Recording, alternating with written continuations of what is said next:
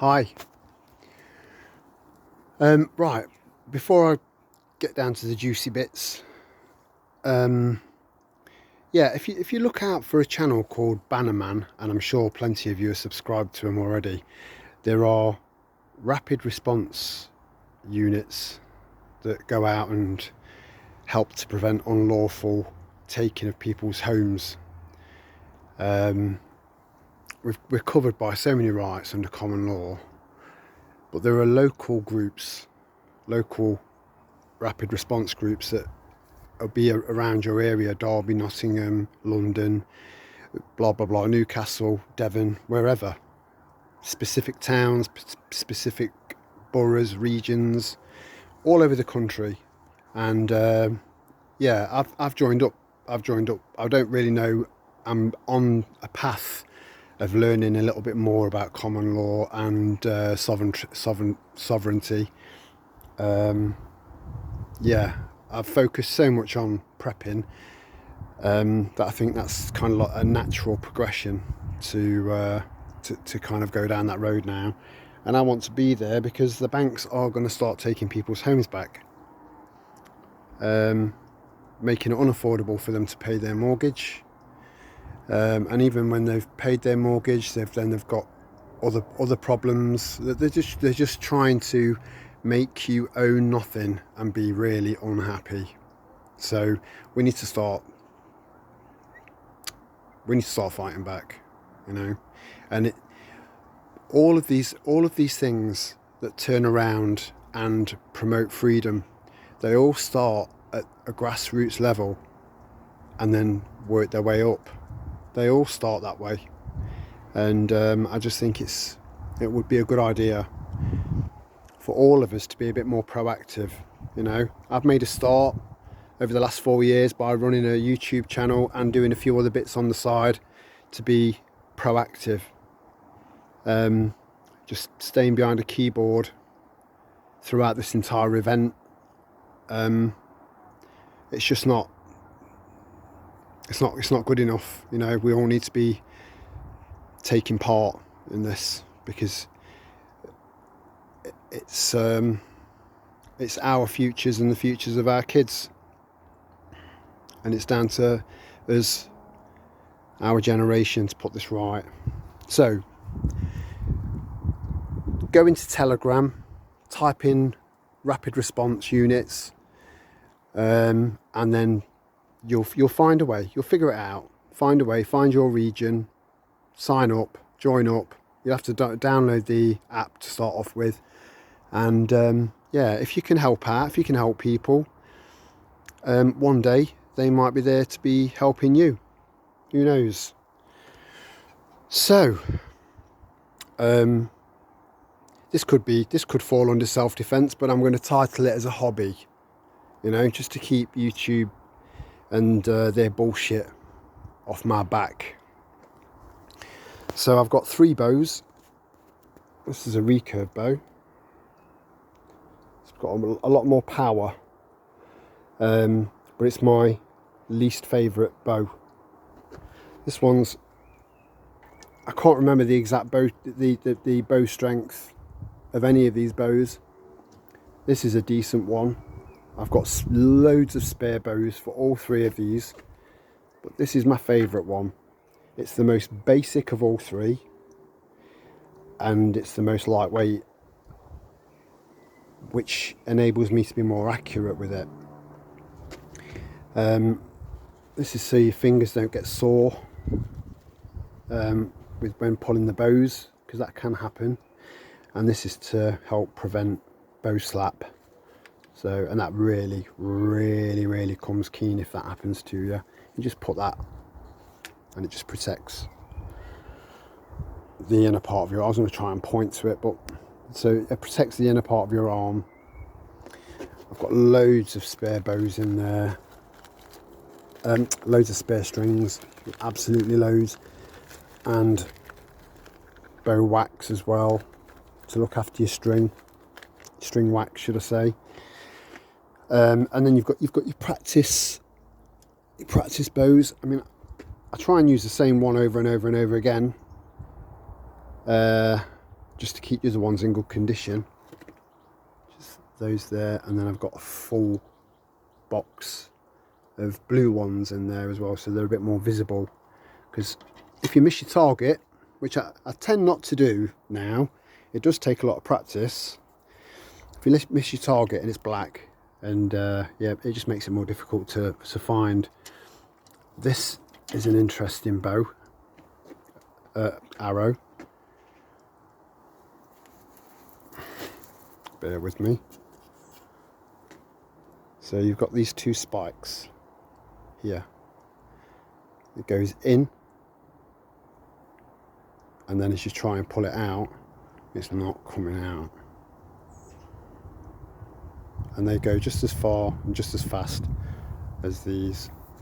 I've got a few other types of arrow as well that I probably won't be showing you. So they're these are my bows. These are my arrows. I've got a lot. I like to have a backup, as you know, a backup for a backup for a backup. On top of that, you've got pistol crossbows, and they're quite powerful. It's a self-cocking one. There's loads and loads of videos on which one's this one?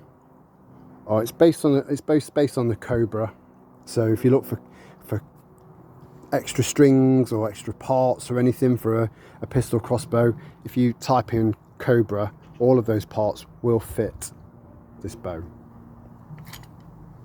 So that's the make, and that's the system.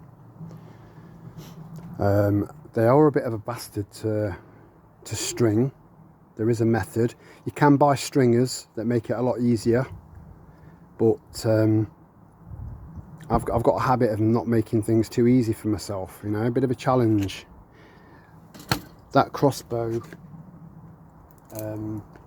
the bolts travel at 175 feet per second, and that it's an 80-pound draw strength, so you've got 80 pounds of thrust sending these. I have got some more very interesting bolts, but they're a bit fiddly, and basically you just pull back on that using the cock. It's got a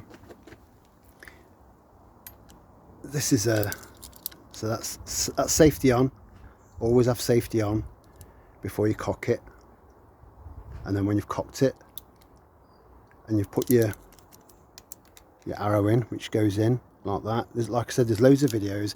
I'm just trying to give you a rough idea because I've only got one hand. So you put the bow in there, draw on it, take the safety off, fire, and I've got two of them. I might have more. Like I said, you don't give everything away. And this is a Mantis by Anglo Arms. I have mentioned Anglo Arms in previous videos. Like I said, I don't make any money out of this. This is just a demonstration and just showing you some of what I've got. The Mantis also comes with a grip there, and extra protection from the string there, which does help with accuracy. This has got the same draw strength, exactly the same power, just a different model of pistol crossbow. And then I've got wax for the string.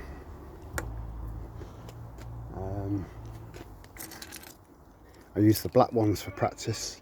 They are quite lightweight. They don't really carry that much. Yeah, they still do some damage, you know. They still hit the target. These alloy ones are a little bit heavier.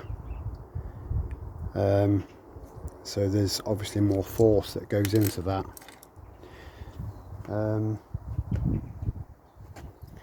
Yeah, you know, I was just saying the other week that I never get any trolls, and then I had two, which I think I've sent them off on their merry way. Just muppets that think they know it all, and they're not. They don't know. One of them, inexperienced, clearly he's never lived in a multicultural area in his life, which he admitted to in the end. So his opinion and his perspective was just pathetic and warped, and I just haven't got time for people like that. I haven't got time for idiots anymore, you know. If anyone's offended by anything that I say, it's never meant to offend, and if you can't take it, just unsubscribe. Like I said, I'm not here to gain loads of subscribers. I'm not here for that, you know that. I've got loads and loads and loads of spare bolts, both for practice and for potential necessity, to protect my castle. There's something called the castle doctrine. You have a right to defend your home under common law, and it does state, and I'm quoting here, that lethal force can be used if your life is in danger. But you've got to make sure that you know when to use it and when not to use it. But it's a hobby. It's just a hobby.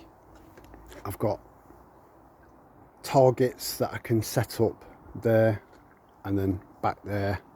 So I've got, you know, so I start off, and then you can calibrate. You can calibrate up, down, left, right with these, not so much with the bows. So I use targets that are nearer and further. I mean, I have got, obviously, I've got other stuff as well. But I just wanted to give you a bit of a demonstration of what's out there and legally obtainable. But look at what you are lawfully allowed to do, not legally, lawfully, because the lawfully is what matters, not legally, lawfully. So if you've got any questions about any of this stuff, you know me, I'm always here to answer any questions. So that's it for now. Much love and ciao for now.